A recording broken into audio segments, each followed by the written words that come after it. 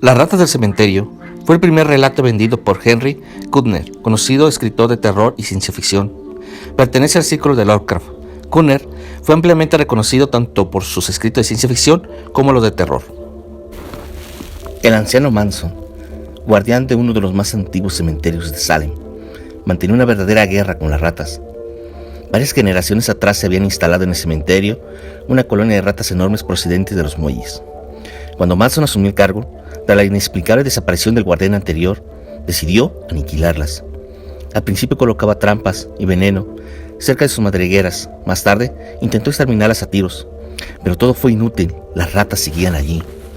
Sus hordas voraces se multiplicaban, infestando el cementerio. Eran grandes, aún tratándose de la especie Mus decumanus, cuyos ejemplares llegaban a los 35 centímetros de largo, sin contar la cola, pelada y gris. Manson las había visto grandes como gatos, y cuando los sepultureros descubrían alguna madriguera, comprobaban con asombro que por aquellas pútridas cavernas cabían tranquilamente el cuerpo de un hombre. Al parecer, los barcos que antaño atracaban en los ruidosos muelles de Salem debían de transportar cargamentos muy extraños. Manson se asombraba a veces de las proporciones enormes de estas madrigueras. Recordaba ciertos relatos fantásticos que había oído al llegar a la decrépita y embrujada ciudad de Salem. Eran relatos que hablaban de una vida embrionaria que persistía en la muerte, oculta en las perdidas madrigueras de la tierra. Ya habían pasado los tiempos en que Cotton Mather exterminara los cultos perversos y los ritos orgiásticos celebrados en honor de Hécate y de la siniestra Magna Mater, pero todavía se alzaban las tenebrosas mansiones de torcidas bohardillas, de fachadas inclinadas y leprosas, en cuyos sótanos, según se decía, aún se ocultaban secretos blasfemos y se celebraban ritos que desafiaban tanto a la ley como a la cordura. Moviendo significativamente sus cabezas canosas, los viejos aseguraban que, en los antiguos cementerios de Salem, había bajo tierra cosas peores que los gusanos y las ratas. En cuanto a los roedores, Manson les tenía asco y respeto. Se veía el peligro que acechaba en sus dientes agudos y brillantes, pero no comprendía el horror que los viejos sentían por las casas vacías, infestadas de ratas. Había escuchado rumores sobre criaturas espantosas que merodeaban en lo profundo y que tenían poder sobre las ratas, a las que agrupaban en ejércitos disciplinados. Según afirmaban los viejos, las ratas eran mensajeras entre el mundo y las cuevas que se abrían en las entrañas de la tierra, y aún se decía que algunos cuerpos habían sido robados de las sepulturas con el fin de celebrar festines subterráneos. El mito del flautista de Hamelin era una leyenda que ocultaba, en forma alegórica, un horror impío, y según ellos, los negros abismos habían parido abortos infernales que jamás salieron a la luz del día. Manson no hacía caso a estos relatos. No tenía trato con sus vecinos y, de hecho, hacía lo posible por mantener en secreto la existencia de las ratas. De conocerse el problema, tal vez iniciase una investigación, en cuyo caso tendrían que abrir muchas tumbas. Ciertamente hallarían ataúdes perforados y vacíos que atribuirían a la voracidad de las ratas, pero descubrirían también algunos cuerpos con mutilaciones muy comprometedoras para Manson. Los dientes postizos suelen hacerse de oro y no los extraen a uno cuando muere.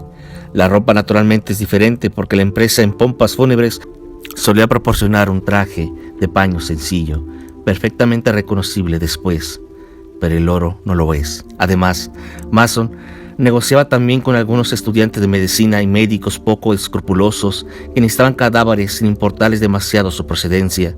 Hasta ese momento, Manson se las había arreglado para que no haya investigaciones. Negaba tajantemente la existencia de las ratas, aun cuando éstas le hubiesen arrebatado el botín. A Manson no le preocupaba lo que pudiera suceder con los cuerpos después de haberlos saqueado, pero las ratas solían arrastrar el cadáver entero por un boquete que ellas mismas roían en el ataúd. El tamaño de aquellos agujeros lo asombraba. Curiosamente, las ratas horadaban siempre los ataúdes por uno de los extremos y no por los lados. Parecía como si trabajasen bajo la dirección de algo dotado de inteligencia. Ahora se encontraba ante una sepultura abierta. Acababan de quitar la última palada de tierra húmeda y de arrojarla al montón que había formado a un lado. Desde hacía semanas no paraba de caer una llovizna fría y constante. El cementerio era un lodazal pegajoso del que surgían las mojadas lápidas en formaciones irregulares. Las ratas se habían retirado a sus cubiles, no se veía ni una, pero el rostro flaco de Manson reflejaba una sombra de inquietud. Había terminado de descubrir la tapa de un ataúd de madera. Hacía varios días que la había enterrado, pero Manson no se había atrevido a desenterrarlo antes. Los parientes del muerto aún visitaban su tumba, aún lloviendo. Para estas horas de la noche no era fácil que vinieran, por mucho dolor y pena que sintiesen. Y con este pensamiento tranquilizador, se enderezó y echó a un lado la pala. Desde la colina donde estaba el cementerio, se veían parpadear apenas las luces de Salem a través de la lluvia. Sacó la linterna del bolsillo, apartó la pata y se inclinó a revisar los cierres de la caja. De repente, se quedó rígido. Bajo sus pies había notado un murmullo inquieto, como si algo arañara o se revolcara adentro. Por un momento, sintió una punzada de terror supersticioso, que pronto dio paso a una ira insensata al comprender el significado de aquel ruido. Las ratas se habían adentrado otra vez. En un rapto de cólera, arrancó los candados del ataúd, insertó la pala debajo de la tapa e hizo palanca, hasta que pudo levantarla con las manos. Encendió la linterna y enfocó el interior del ataúd. La lluvia salpicaba el blanco tapizado de raso. Estaba vacío. Manson percibió un movimiento furtivo en la cabecera de la caja y dirigió hacia allí la luz. El extremo del sarcófago había sido perforado y el agujero comunicaba con una galería aparentemente, pues en aquel momento desaparecía por allí un pie flácido, inerte, enfundado en su correspondiente zapato. Manson comprendió que las ratas se le habían adelantado. Solo unos instantes. Se agachó y agarró el zapato con todas sus fuerzas. La linterna cayó dentro del ataúd y se apagó de golpe. De un tirón el zapato le fue arrancado de las manos en medio de una algarabía de chillidos agudos y excitados. Un momento después había recuperado la linterna y la enfocaba por el agujero. Era enorme. Tenía que serlo. De lo contrario, no habían podido arrastrar el cadáver. Manson intentó imaginarse el tamaño de aquellas ratas capaces de tirar del cuerpo de un hombre. Llevaba su revólver cargado en el bolsillo, y esto le tranquilizaba. De haberse tratado del cadáver de una persona ordinaria, Manson habría abandonado su presa a las ratas antes de aventurarse por aquellas estrechas madrigueras. Pero recordó los gemelos de sus puños y el alfiler de su corbata, cuya perla debía ser indudablemente auténtica, y sin pensarlo más, se enganchó la linterna al cinturón y se introdujo en el boquete. El acceso era angosto. Delante de sí, a la luz de la linterna, podía ver cómo las suelas de los zapatos seguían siendo arrastradas hasta el fondo del túnel. Trató de arrastrarse lo más rápido posible, pero había momentos en que apenas era capaz de avanzar, apresionado entre aquellas estrechas paredes de tierra. El aire se hacía irrespirable por el hedor del cadáver. Manson decidió que si no le alcanzaba, en un minuto regresaría. El terror empezaba a agitarse en su imaginación, aunque la codicia le instaba a proseguir, y prosiguió. Cruzando varias bocas de túneles adyacentes, las paredes de la madriguera estaban húmedas y pegajosas. 2 veces oyó a sus espaldas pequeños desprendimientos de tierra. El segundo de estos le hizo volver la cabeza. No vio nada, naturalmente, hasta que enfocó la linterna en esa dirección.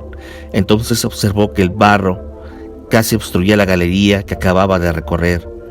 El peligro de su situación, que se reveló en toda su espantosa realidad. El corazón le latía con fuerza solo de pensar en la posibilidad de un hundimiento. Decidió abandonar su persecución, a pesar de que casi había alcanzado el cadáver y las criaturas invisibles que lo arrastraban. Pero había algo más en lo que tampoco había pensado. El túnel era demasiado estrecho para dar la vuelta. El pánico se apoderó de él por un segundo, pero recordó la boca lateral que acababa de pasar y retrocedió dificultosamente hasta allí. Introdujo las piernas hasta que pudo dar la vuelta y luego empezó a avanzar desesperadamente hacia la salida, pese al dolor de sus rodillas. De repente, una puntada le traspasó la pierna. Sintió que unos dientes afilados se le hundían en la carne y pateó frenéticamente para liberarse de sus agresores. Oyó un chillido penetrante y el ruido presuroso de una multitud de patas que se escabullían. Al enfocar la linterna hacia atrás, lanzó un gemido de horror. Una docena de enormes ratas lo observaban atentamente y sus ojos malignos parpadeaban bajo la luz. Eran deformes, grandes como gatos. Tras ellos vislumbró una forma negruzca que desapareció en la oscuridad. Se estremeció ante las increíbles proporciones de aquella sombra. La luz contuvo a las ratas durante un momento, pero no tardaron en volver a acercarse furtivamente. Al resplandor de la linterna, sus dientes parecían teñidos de carmesí. Mason forcejeó con su pistola, consiguió sacarla de su bolsillo y apuntó cuidadosamente. Estaba en una posición difícil. Procuró pegar los pies a las mojadas paredes de la madriguera para no herirse. El estruendo lo dejó sordo durante unos instantes. Después, una vez disipado el humo, vio que las ratas habían desaparecido. Guardó la pistola y comenzó a reptar velozmente a lo largo del túnel, pero no tardó en oír de nuevo las carreras de las ratas que se habían echado encima otra vez. Se le amontonaron sobre las piernas, mordiéndole y chillando de manera enloquecedora. Mason empezó a gritar mientras echaba la mano a la pistola. Disparó sin apuntar y no se hirió de milagro. Esta vez las ratas no se alejaron tanto. Mason aprovechó la tregua para reptar lo más rápido que pudo. Dispuso a hacer fuego a la primera señal de un nuevo ataque. Oyó movimientos de patas y alumbró hacia atrás con la linterna. Una enorme rata gris se paró en seco y se quedó mirándole, sacudiendo sus largos bigotes y moviendo de un lado a otro muy despacio su cola áspera y pelada. Mason disparó y la rata se echó a correr. Continuó arrastrándose. Se había detenido por un momento a descansar junto a una negra abertura de un túnel lateral. Cuando descubrió un bulto sobre la tierra mojada, un poco más adelante lo tomó por un montón de tierra desprendido del techo. Luego vio que era un cuerpo humano. Se trataba de una momia negra y arrugada, y vio preso de un pánico sin límites que se movía. Aquella cosa monstruosa avanzaba hacia él, y a la luz de la linterna vio su rostro horrible a poca distancia del suyo. Era una calavera descarnada, la faz de un cadáver que ya llevaba años enterrado, pero animaba de una vida infernal. Tenía los ojos vidriosos, hinchados, que delataban su ceguera, y al avanzar hacia Mason, lanzó un gemido planillero y entrevió sus labios postulosos, desgarrados en una mueca de hambre espantosa. Mason sintió que se le helaba la sangre cuando aquel horror estaba ya a punto de rozarle. Mason se precipitó frenéticamente por la abertura lateral. Oyó arañar en la tierra a sus pies y el confuso gruñido de la criatura que le seguía de cerca. Mason miró por encima del hombro, gritó y trató de avanzar desesperadamente por las estrechas galerías. Reptaba con torpeza, las piedras afiladas le herían las manos y las rodillas, el barro le salpicaba en los ojos, pero no se atrevió a detenerse ni un segundo. Continuó avanzando a gatas, jadeando, rezando, maldiciendo histéricamente. Con chillidos triunfales, las ratas se precipitaron de nuevo sobre él, con la voracidad pintada en sus ojos. Mason estuvo a punto de sucumbir bajo sus dientes, pero logró desembarazarse de ellas. El pasadizo se estrechaba y, sobrecogido por el pánico, pataleó, gritó y disparó hasta que el gatillo pegó sobre una cápsula vacía. Pero había rechazado las ratas. Observó entonces que se hallaba bajo una piedra grande, encajada en la parte superior de la galería, que le oprimía cruelmente la espalda, y al tratar de avanzar notó que la piedra se movía, y se le ocurrió una idea: si pudiera dejarla caer de forma que obstruyese el túnel. La tierra estaba empapada por la lluvia. Se enderezó y empezó a quitar el barro que sujetaba la piedra. Las ratas se aproximaban. Veía brillar sus ojos al resplandor de la linterna. Siguió cavando frenético. La piedra cedía, tiró de ella y la movió de sus cimientos. Se acercaban las ratas. Era el enorme ejemplar que había visto antes. Gris, leprosa, repugnante. Avanzaba enseñando sus dientes anaranjados. Mason dio un último tirón de la piedra y la sintió resbalar hacia abajo. Entonces reanudó su camino a rastras por el túnel. La piedra se derrumbó tras de él y oyó el repentino alarido de agonía. Sobre sus piernas se desplomó algunos torrentes mojados. Más adelante le atrapó los pies un desprendimiento considerable, del que logró desembarazarse con dificultad. El túnel entero se estaba desmoronando. Jadeando de terror, avanzaba mientras la tierra se desprendía. El túnel seguía estrechándose hasta que llegó un momento en que apenas pudo hacer uso de sus manos y piernas para avanzar. Se retorció como una anguila hasta que de pronto notó un jirón de rasgo bajo los dedos crispados. Y luego su cabeza chocó contra algo que le impedía continuar. Movió las piernas y pudo comprobar que no las tenía apresadas por la tierra desprendida. Estaba boca abajo y al tratar de incorporarse se encontró con que el techo del túnel estaba a escasos centímetros de su espalda. El terror le descompuso. Al salirle al paso, aquel ser espantoso y ciego se había desviado por un túnel lateral, por un túnel que no tenía salida. Se encontraba en un ataúd vacío al que había entrado por el agujero que las ratas habían practicado en su extremo. Intentó ponerse boca arriba, pero no pudo. Le mantenía inexorablemente inmóvil. Tomó aliento e hizo fuerza contra la tapa. Era inamovible, y aun si lograse escapar del sarcófago, ¿cómo podría excavar una salida a través de medio metro de tierra que tenía encima? Respiraba con dificultad, hacía un calor sofocante y el hedor era irresistible. En un paroxismo, desgarró y arañó el forro acolchonado hasta destrozarlo. Hizo un inútil intento por cavar con los pies en la tierra desprendida que impedía la retirada. Si lograse solamente cambiar de postura, podría excavar con las uñas una salida hacia el aire. Una agonía candente penetró en el pecho. El pulso le dolía en los globos oculares. Parecía como si la cabeza se le fuera hinchando, a punto de estallar.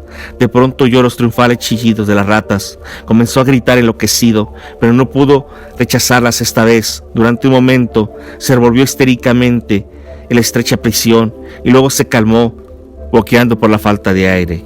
Cerró los ojos, sacó la lengua ennegrecida y se hundió en la negrura de la muerte, con los locos chillidos de las ratas taladrándole los oídos. Ya puedes adquirir mi libro en la plataforma de Amazon. En la descripción te dejo el link. Se despide de ti, Carlos López Ortiz.